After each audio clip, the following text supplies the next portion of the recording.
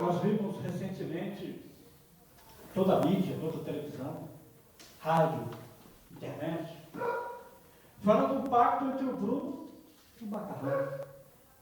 Pacto que foi até escrito na costa do Macarrão. Uma aliança, um pacto com o Bruno.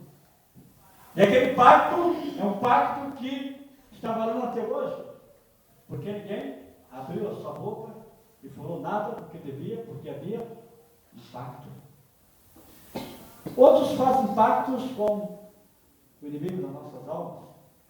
Muitos artistas fazem pacto para crescer, ter sucesso e ter vitórias.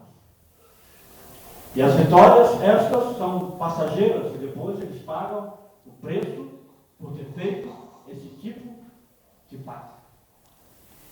Quem faz pacto com Deus tem preço, mas tem vitória.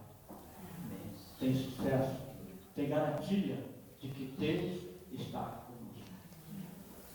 Deus, desde o início da humanidade, Deus fez, no Velho Testamento, Deus fez 8 pactos. Deus fez um pacto com Adão no Jardim do Éden. Deus fez um pacto com Noé. Deus fez um pacto com Abraão. Deus fez um pacto com Moisés. Deus fez um pacto com Jacó. Deus fez um pacto com Davi. Deus fez um pacto com Sansão. Deus fez um pacto com Josué. E em todos esses pactos que o homem fez com Deus e que Deus fez com o homem foi vitorioso. Deus fez um novo pacto. E esse novo pacto veio trazer para a humanidade salvação, poder e glória. Jesus Cristo de Nazaré. Aleluia. O grande, o majestoso e o poderoso de todos os pactos. Nós queremos falar, durante essa nossa caminhada, sobre pactos com Deus. Nós vamos começar falando hoje sobre o pacto de Jacó com Deus, para expressar que o nosso Deus de pacto é um Deus que não muda, é imutável, e seus pactos permanecem em nossas vidas para todos sempre. Aleluia. Aleluia. Jacó, então, faz um pacto com Deus. Mas quando Jacó fez um pacto com Deus, Jacó vinha de uma caminhada triste. Jacó vinha de uma caminhada de engano. E sobre esses enganos, havia sobre ele uma maldição que o acompanhava. Porque não somente Esaú estava correndo contra ele, estava querendo a sua morte, mas Jacó já era um homem que vinha feito muitas trapaças, muitos enganos, e toda essa maldição do inimigo vinha sobre a vida de Jacó. Jacó, quando fez esse pacto, ele estava em fuga. Ele estava saindo de um princípio de morte, porque alguém viria para matá-lo. E ele então faz um pacto com Deus. Mas para fazer um pacto com Deus, primeiramente Deus se apresentou a ele. E disse quem era Deus. Deus mostrou para ele que Deus daria salvação para a vida dele. Deus mostrou para ele que Deus o guardaria. Deus mostrou para ele que ele o protegeria. Deus mostrou para ele que a sua descendência seria abençoada. E quando Deus mostrou tudo isso para ele, ele acordou-se no sonho, onde ele começou a ouvir a escada que subia aos céus. Então ele disse assim: este Deus é grande e terrível. Este é o Deus grande e temível. Agora sei verdadeiramente que este Deus está comigo. Então ele, chegando diante de Deus, ele se levanta. E ele, diz o versículo 17, se temeu e disse: quão terrível este lugar. E este não é outro lugar senão a casa de Deus. E esta é a porta dos céus. Então se levantou Jacó de madrugada, tornou a pedra que tinha posto como travesseiro, erigiu então a coluna e derramou azeite em cima dela. E chamou aquele lugar Betel, porém o nome daquela cidade era Luz. Fez também Jacó o voto dizendo: se Deus for comigo, e me guardar nesta viagem, que ora faço, e me der pão para comer e vestir, e vestes para vestir, e eu em paz voltar à casa do meu pai, o Senhor será o meu Deus. E esta pedra que tenho posto como coluna será a casa de Deus. E tudo o que me deres, Deus, certamente te darei. Jacó fez um pacto com Deus. Jacó fez um pacto com Deus.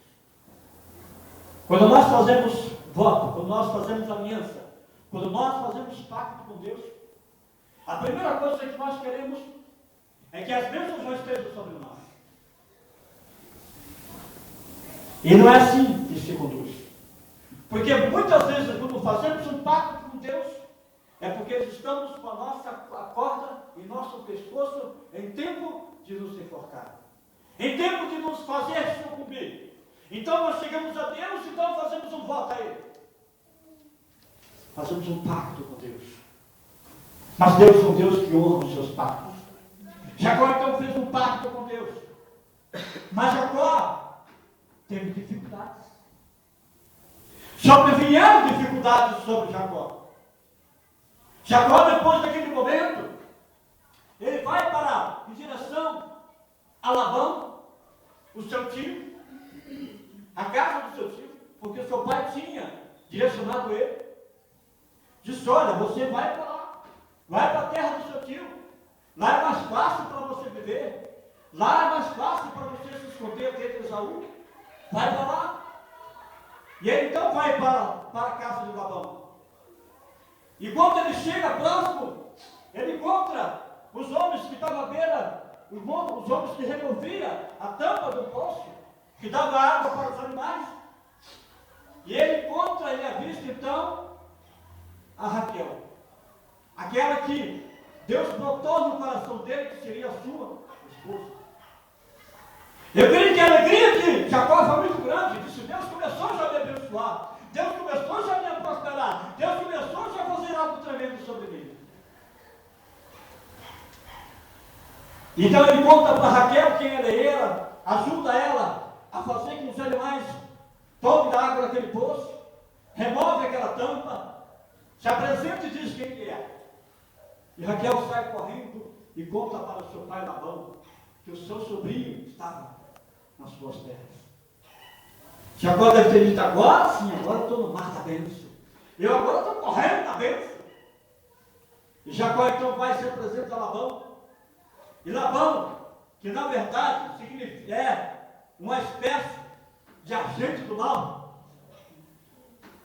Labão então fala assim: olha, você é meu parente, que felicidade ter você aqui comigo. Por você eu quero que você trabalhe comigo. Mas como você é meu parente, você tem que trabalhar para mim de graça. Já começou a dificuldade, né? Você trabalha de graça. Ele disse assim: olha, faça o seu preço. Você trabalha para mim de graça, mas faça o seu preço. Jacó disse: agora eu vou pegar minha bênção. É Raquel. Eu vou trabalhar contigo, porque eu quero a Raquel. Não tem problema, trabalho para mim 7 anos. E Jacó, querendo a bênção, aquela Raquel começa a trabalhar, e os 7 anos passam rápido. Se agora eu vou participar, agora eu vou pegar, agora eu vou tomar posse da minha bênção. É agora que eu vou receber a bênção. E Labão então manda fazer todo aquele preparativo. Jacó fala: agora que eu vou. Paga-se as luzes, deixa tudo escuro, que agora eu vou conceber com a minha Raquel. E Labão vai lá e coloca a Lia. Coloca a Lia, a primogênita mais velha. E aí quando ele disse: agora eu me encontrei com minha esposa, com uma Raquel, com